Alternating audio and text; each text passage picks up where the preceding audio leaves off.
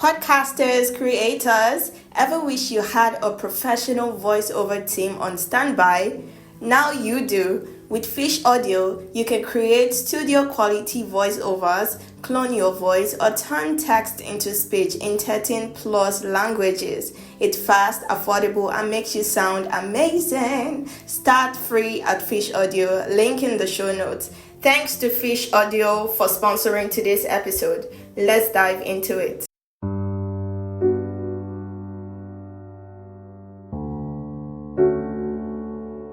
Hey, beautiful people. Welcome to another episode of the Freedom Podcast, and I remain your girl, Ayolua Akande. On this episode of Finding a Balance in a World of Extremes, we're going to be diving into addressing mindset. Literally, this whole month is dedicated to talking about money, personal finance, investing, budgeting. Also, we'll be having scriptural backing on, is wealth really something that we should run away from? Should Christians aim to be wealthy? Is it a taboo? Is it weird, really, or is it unspiritual? So, yes, we'll be diving into all things money. You can be sure that we're going to touch on the length and breadth of money, both practically and scripturally. So, I have these three parts that I use whenever I teach people about money or conduct workshops, and it's called the ABC of money. And the A stands for addressing mindset. The B and C, watch out for next week and the next week. And then the last week, we're going to be doing a Q&A session on all things money. We'll talk about all your questions. So if you have any question, drop it either in the comment section or in the link in the show notes, which is the form. It's just one question that you would have on the form, or just one item there, which says, what is your question? What is your money question? Something around that line. And that is it. So yes, let's dive into all things addressing mindset. And this is, oh gosh, it's been over 2 years. No, over 2 years.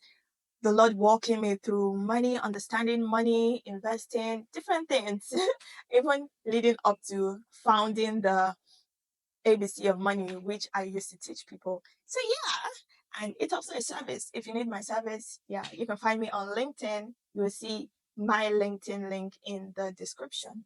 So the first one that I made a note here is a wrong mindset is I'm just here to survive. And this is particularly for people that move from, let's say, their own country to another country, like immigrants. They'll be like, oh, I'm just here to survive.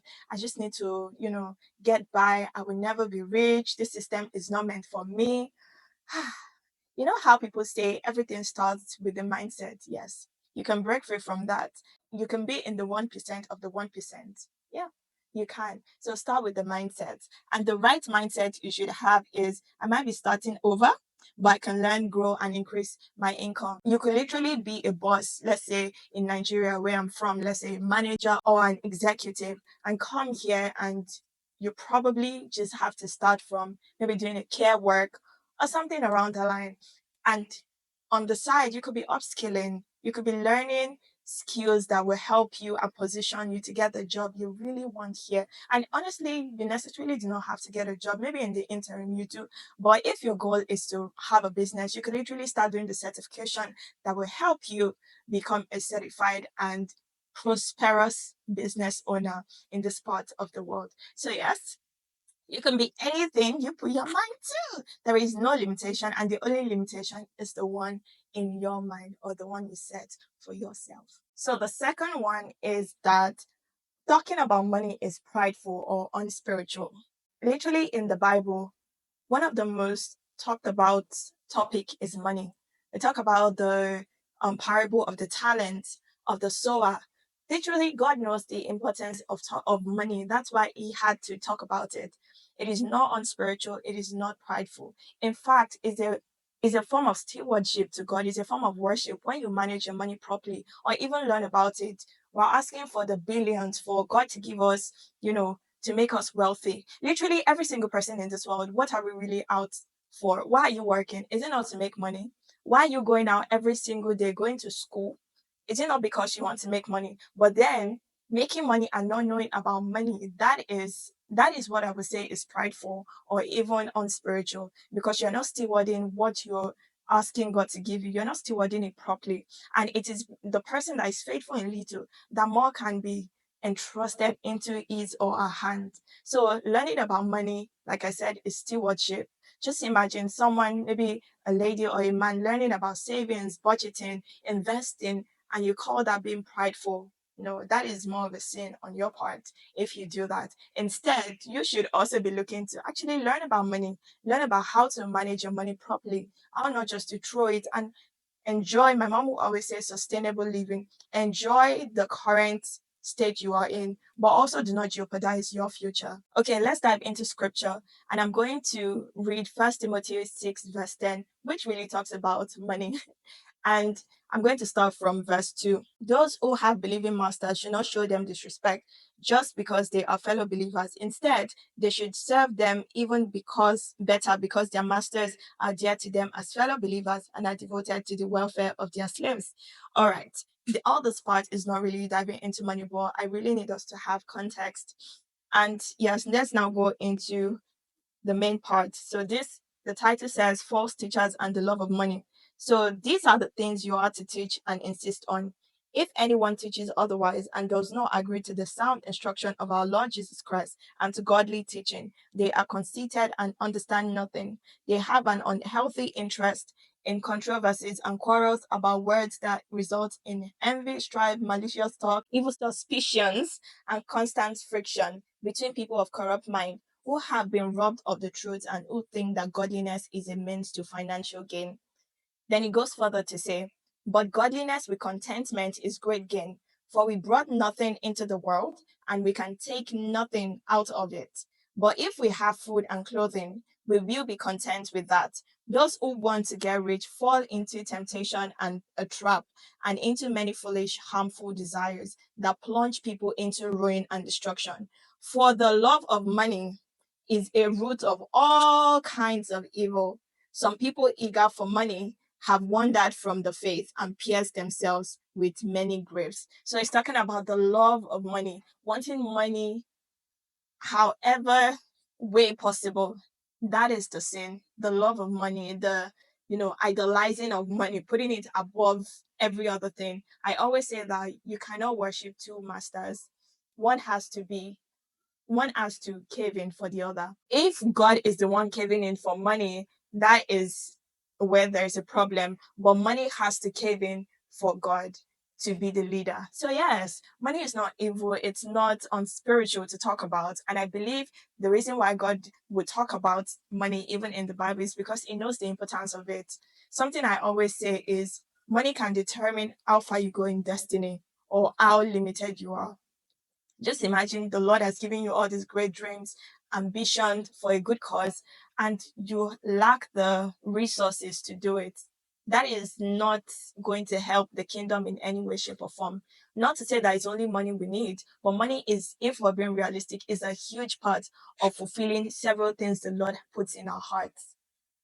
Just imagine someone that even starting with a podcast, like you don't need all the equipment in the world, but you probably just need one or two things to make it better and you don't have the resources. The third mindset is I'm just not good with money. I'm just not good with money. I was never taught. I mean, I wouldn't say I was taught about money myself, but so in 2022, that was when I really felt the pull. It was just like, oh, I really want to learn about money. How do I manage my money properly and make it grow for me? Like, do I really have to always work, you know, excess just to make ends meet? Not that I was doing that at that time, but this were all the questions going on in my mind. Like, how are people? What is that information that people know that I don't know? And that was how I went into the rabbit hole of learning about money. So you can teach yourself about money. And it just starts with learning one thing every day. Maybe today you just saw a concept online, maybe stocks, and you're like, oh, what is stock? Start with the definition. Just start with the definition of what is stock, what is a share, something like that. So yes, you can always teach yourself about money and also follow people like myself that talk so frequently about money. And I talk about money a lot on LinkedIn, especially. So you might want to follow me, the link in the description. Yes. So the third thing is if I give, I won't have enough for myself. There's something that is always said that the hand of the giver is always on top. And we're going to dive into how to practically trust God with our finances in next week's episode, because we're going to, anyways, I don't want to give it out. Yes, we'll dive into that, but the hand of the giver is always on top. Just imagine I'm giving something, my hand is always on top. So giving is never, never, never a waste of time. It's never a waste of resource. You would always have more than enough. But that's not to say that you should be the helper of every and anybody. No, you allow the Holy Spirit also direct you on, okay, who am I to give this time? And you can also, I'm really giving this out. Budget giving, really. You can always budget giving into your monthly budget, your weekly budget. Always have it, because there's something that my pastor would always say. It says money is a tool that can test the state of your heart. And when you give, it is you consciously putting money in its place. That money does not have me, but I have money.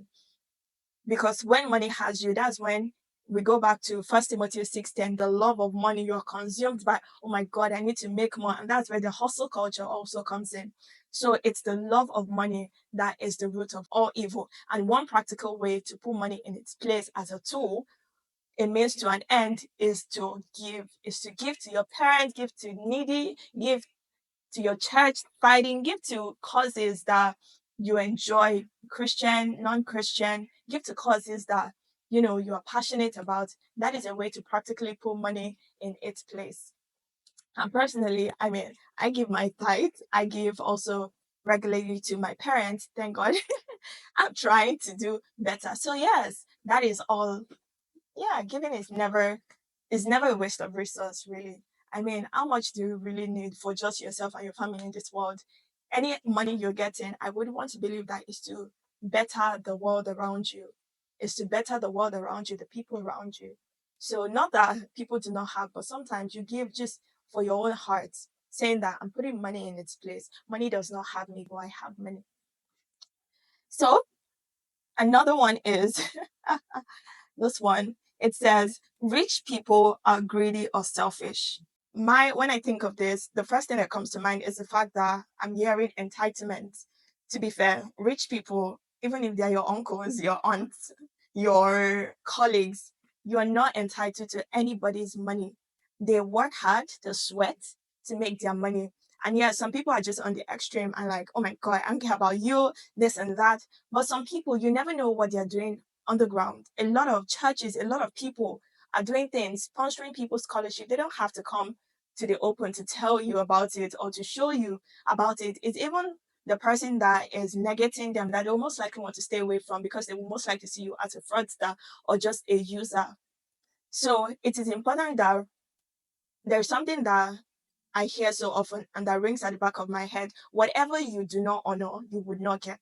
So you're seeing someone where you are, or you where you want to be, or maybe a billionaire, and you're already quick to criticize them that, oh, what are they doing? This and that. You will most likely never get it because you do not honor it. You do not honor the graces. Even if you get the privilege to be in proximity with them, your behavior will most likely show itself, and people can sense it and perceive it. So whatever you do not honor, you would most likely not get. You want marriage, you do not honor marriage, would you get it? You want a lucrative business, you do not honor it, would you get it? And honoring looks like even sowing into their lives, like, oh, how can I help you? How can I serve? Your time, your money, your resource. That is a way of honoring people, or even speaking highly of them, commenting on their posts like, wow, I really admire what you're doing. All of those things, that's a way of honoring people. Yeah. And the last one, there's so many mindsets, and I really like to hear one that you're debunking, or you had to debunk, or just your various mindsets around money vulnerably. Yes. I would like to hear your mindset about money, what you could drop in the comments, or honestly, yes, just drop it in the comments. You could drop it in the comments. Or if you want more privacy, you can actually use the same link to drop your question. You can just drop the money mindset you had, and probably I could pick up a question from there as well. It would be anonymous for sure. And the last one is, I have to work multiple jobs to make it. Hustling 247. Hustling 247. But the thing is that how to practically make money is, you have one skill set or two skill sets that you're really good at, and then you use it to multiply your income. For example, a content creator, let's say someone with a YouTube channel, you already speak for a living. Then you're getting paid from YouTube, you're getting paid for, and please subscribe, like, share, subscribe. You're getting paid from YouTube, you're getting paid from speaking engagements, you're getting paid from conducting workshops, you're getting paid in all these ways. That is one source of communication being multiplied in several ways. As much as we work hard, we also work smart. So you don't have to kill yourself to make money. And there is the concept of passive income, literally making money while you sleep. You see someone that has a book, they don't have to write the book multiple times. They just make the book. They just write the book once, put in the effort, the sleepless nights to write the book once and sell it multiple times. That is how money is made with wisdom. I would really like to hear your thoughts. What do you think about this episode? Are you excited about all the 3 other episodes coming? I'm so excited. Like I said, I could talk about money all day long because it's something that I just do not see the importance of it, but I see the spiritual part of it as well. So I would like to hear your thoughts and your feedback. What are some money mindsets that you currently believe or that you believed in the past and you had to debunk? I would love to hear them. Please do well to put them in the comment section, whether you're listening on the audio platform or watching on YouTube. So yes, till we see again next week. I'm so excited. And I remain your girl, Ayolua Akande. I love you guys so very much. And that is not cliche. Bye.